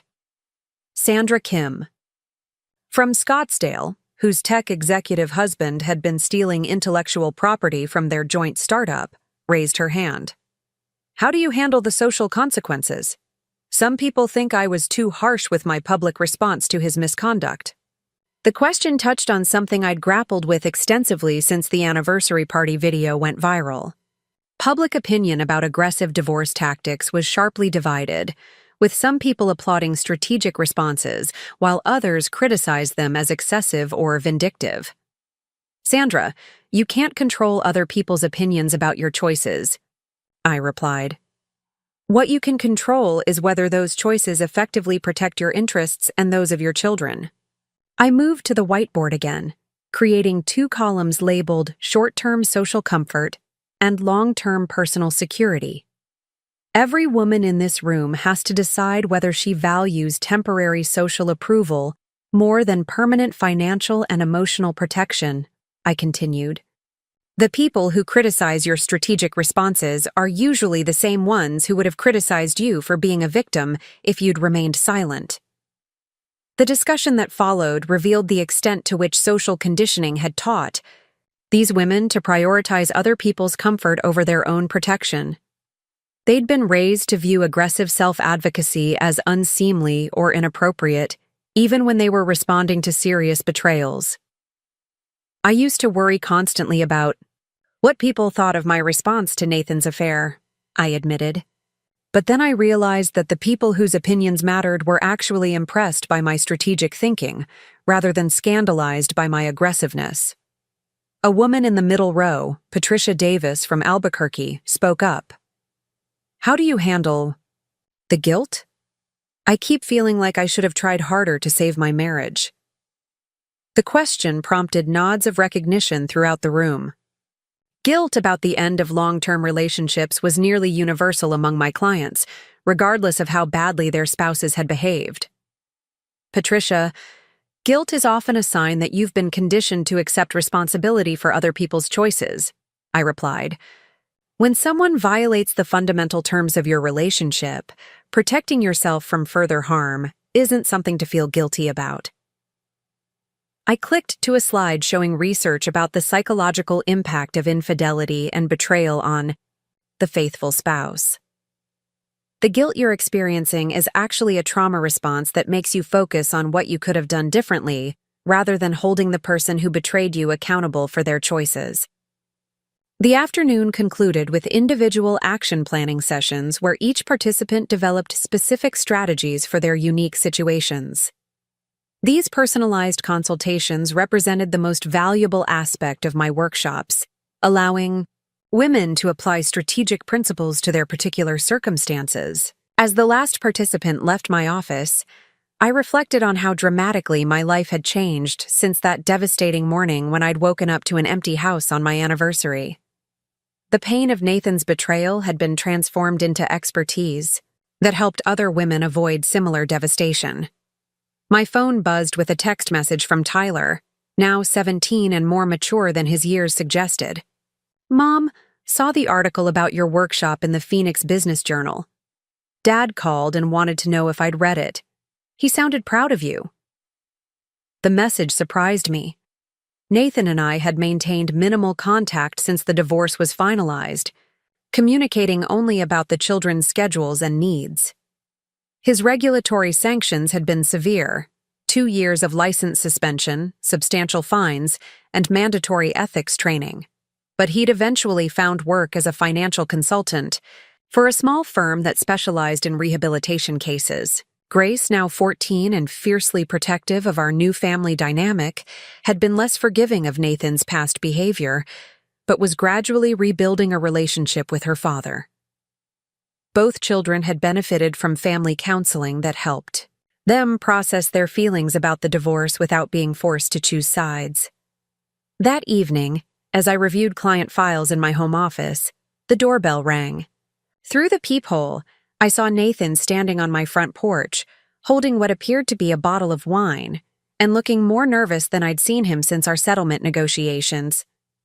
I know I should have called first, he said when I opened the door, but I wanted to congratulate you on the Business Journal article. It sounds like your workshop was incredible. He looked different than he had 6 months ago. Thinner, less expensively dressed, but somehow more genuine than the polished financial advisor I'd married 12 years earlier. Thank you, I replied, stepping aside to let him enter. The response has been overwhelming. I'm booking workshops in 4 different states for the next quarter. Nathan set the wine bottle on the kitchen counter and turned to face me with an expression I couldn't quite interpret. Diana, I need to tell you something I should have said months ago. I waited, curious about what had motivated this unexpected visit. Watching you build this business, seeing how you've helped all these women, reading about your success in professional publications. It's made me realize how completely I failed to see who you really were during our marriage. He paused, running his hand through hair that had grown grayer in the months since our divorce. I spent 12 years thinking I was the strategic thinker in our relationship, the one with business expertise and professional insight. But you've accomplished more in 6 months of independence than I managed in years of what I thought was sophisticated planning. The admission was more honest than anything Nathan had said during our marriage or divorce proceedings. Nathan, you don't need to— Yes, I do, he interrupted gently. I need to acknowledge that my affair with Amber wasn't just about attraction or excitement. It was about my own insecurity and fear that I wasn't as impressive as I wanted to believe. He walked to the kitchen window that overlooked the backyard where Tyler and Grace had grown up, where we'd hosted countless family gatherings and planned what I'd thought would be our shared future. Amber made me feel like the successful, dynamic man I wanted to be, he continued. But you were the one who actually made me successful.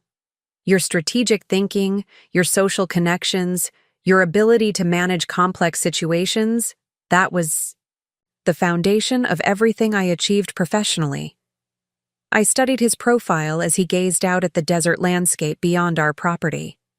The man who'd once dismissed me as boring was finally recognizing contributions he'd been too self-absorbed to appreciate.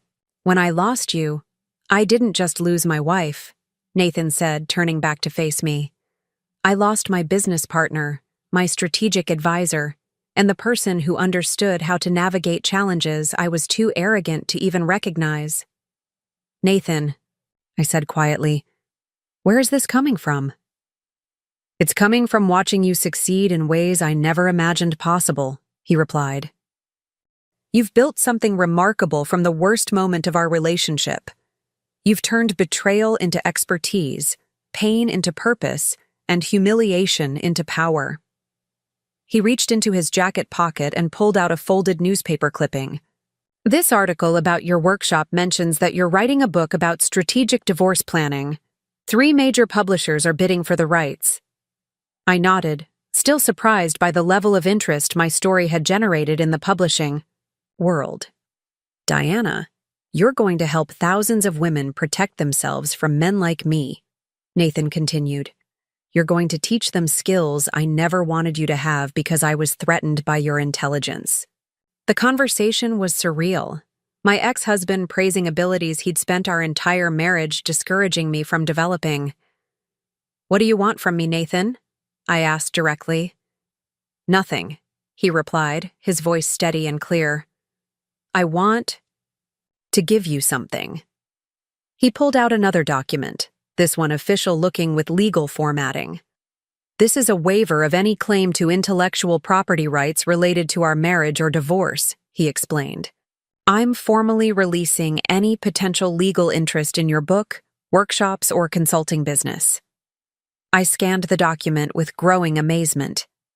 Nathan was voluntarily relinquishing rights he might have claimed to my new business, acknowledging that my success was entirely independent of our shared history. Your story is your own, he said. Your expertise comes from your intelligence and resilience, not from anything I contributed. I don't want there to be any question about your ownership of what you've built. The gesture was unexpected and genuinely generous, revealing growth I hadn't anticipated from the man who'd betrayed me so thoroughly. There's something else, Nathan continued, his voice taking on a more vulnerable tone. I've been attending therapy to understand why I made such destructive choices. Not just with Amber, but throughout our entire marriage. He sat down at the kitchen table where we'd shared thousands of meals and made countless family decisions. Dr. Rodriguez helped me realize that I was so threatened by your capabilities that I systematically discouraged you from developing them, he admitted. Every time you mentioned missing your marketing career, I found reasons why you were needed at home. Every time you showed strategic insight about my business, I dismissed it as meddling. The acknowledgement of patterns I'd recognized but never confronted directly was both validating and painful. I was afraid that if you developed your full potential, you'd realize you deserved better than what I was offering, Nathan continued. So I convinced myself that you were happier focusing on domestic responsibilities, that you'd chosen family over career because you preferred it that way.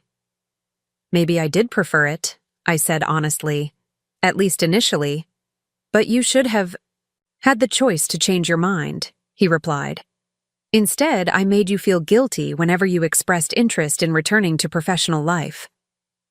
We sat in silence for several minutes, processing the complexity of our shared history and its impact on both our current situations. Nathan, I said finally, I appreciate your honesty about what happened between us, but I need you to understand that forgiveness doesn't mean reconciliation. I know, he replied quickly. I'm not here to ask for another chance. I'm here to acknowledge that you deserved better treatment than I was capable of providing, and to make sure I don't interfere with the incredible future you're building. He stood up, preparing to leave, but paused at the kitchen doorway. Diana, the gift I promised to blow your mind at our anniversary party. It turns out I actually did give it to you, just not in the way either of us expected. I looked at him questioningly. I gave you the opportunity to discover who you really are when you're not trying to accommodate someone else's insecurities, he explained. You've become the woman you were always meant to be. After Nathan left, I poured myself a glass of the wine he'd brought and sat in my backyard as the Phoenix sunset painted the sky in brilliant oranges and purples. The same desert light that had illuminated our anniversary party 6 months earlier now felt like a celebration of transformation rather than a backdrop for betrayal. My phone buzzed with emails from potential clients, interview requests from journalists, and scheduling confirmations for upcoming workshops. The business I'd built from the ashes of my marriage was thriving beyond my most optimistic projections. But more importantly, the woman I'd become through surviving Nathan's betrayal was someone I genuinely respected and admired. She was strategic, without being cruel, strong without being bitter, and successful without compromising her integrity. Tyler and Grace would grow up watching their mother build something meaningful from life's most difficult challenges. They would understand that betrayal doesn't have to be the end of someone's story. It can be the beginning of their most authentic chapter. As I reviewed my schedule for the following week, I realized that Nathan had been right about one thing. His promise to give me a gift that would blow my mind had indeed been fulfilled. The gift wasn't the anniversary party, or the public humiliation, or even the divorce that followed.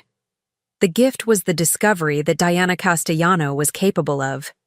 Far more than anyone, including herself, had ever imagined. The boring wife who'd been discarded for a more exciting alternative had become a woman who helped other wives transform their own stories of betrayal into narratives of strategic triumph. And she was just getting started. Up next, you've got 2 more standout stories right on your screen. If this one hit the mark, you won't want to pass these up. Just click and check them out.